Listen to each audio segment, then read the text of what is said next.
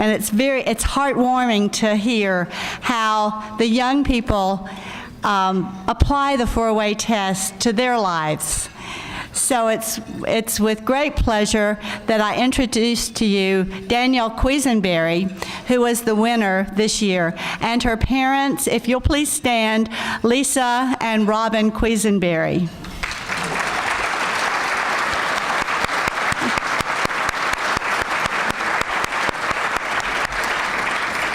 Danielle, as you make your way up here, I'll just tell them a little bit about you.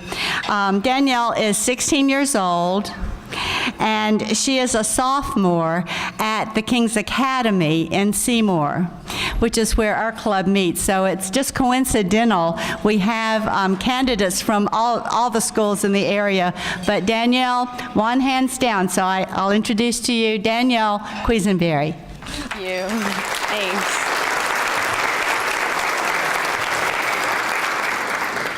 I'm sure most of you are probably pretty familiar with the phrase that goes, well, if all your friends were jumping off bridges, would you jump too?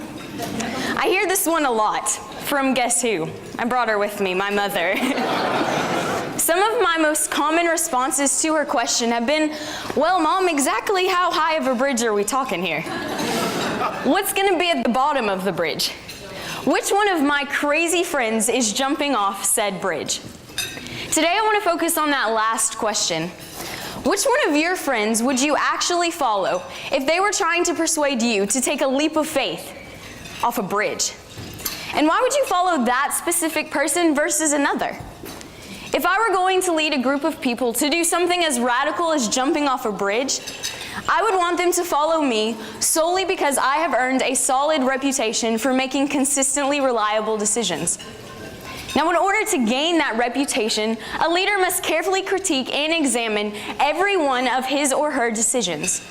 So when I make a decision, I evaluate it using something called the four-way test, which is a set of 4 simple questions that all give a unique and specific perspective on any given situation. Think about finding a 4-leaf clover. When you find one, it's your lucky day, right? But why? Because it's set apart from an ordinary 3-leaf clover due to its completeness, as it incorporates 4 parts, and all 4 of these parts come together for one special result. This is exactly how the 4-way test works. If you're lacking just one part, it automatically loses some of that effectiveness, some of that value, because you've essentially overlooked an entire perspective. However, if you do include all 4 parts of this 4-way test, it will help you reach the best answer possible to any given situation. So let's get to the first question. Is it the truth?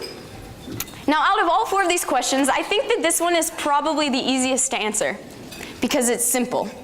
Let your yes be yes and your no be no. It's written clearly in Matthew 5:37. And besides, no one likes a liar, right? Lying is especially easy for me to avoid, 1, because I have a terrible poker face, and 2, because I have an incredibly guilty conscience. So it's practically impossible for me to get away with telling even the tiniest white lie. And I don't want to toot my own horn, but I think that any good leader should have a guilty conscience in order to hold themselves accountable. That way people will sincerely trust them and consequently follow their lead. The second question, is it fair? Life isn't fair, so get over it. That's another quote from my mom. Now, if fairness were always easy to determine, there would be no conflict in the world, right? But obviously that's not the case because there's conflict everywhere. But I think the best way that we have to evaluate the fairness of a situation is to put ourselves in the shoes of another individual. That way we can envision how they might view that particular situation. But even if a leader does do this, not 100% of his or her decisions will always be fair to everyone involved, because that's virtually impossible. But if a leader strives to show fairness, people will appreciate their efforts and respect that empathetic attitude. The third question, will it build goodwill and better friendships? So the first thing that pops into my head when I hear the word goodwill is what? The consignment store, right? People from all over town come together, they donate, they share things with other individuals. Understand that relationships are constructed when someone shares something with someone else. It could be a hello, a smile, a piece of advice, an actually tangible thing.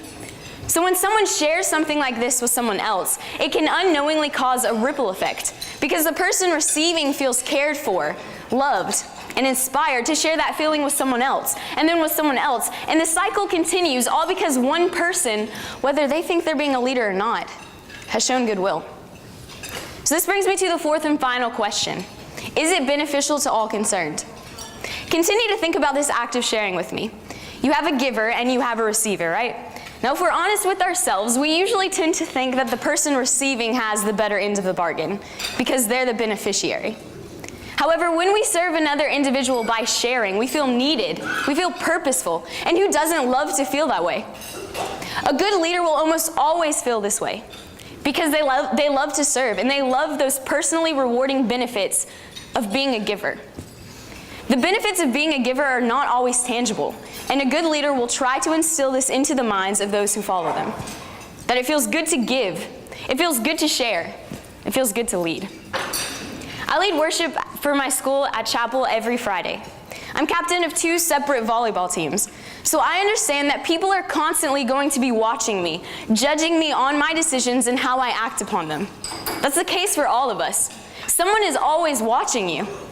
But like the completeness of that 4-leaf clover, if we incorporate all 4 parts of this 4-way test, we will gain additional clarity, complete perspective, and we'll have an effective plan of action when the time comes.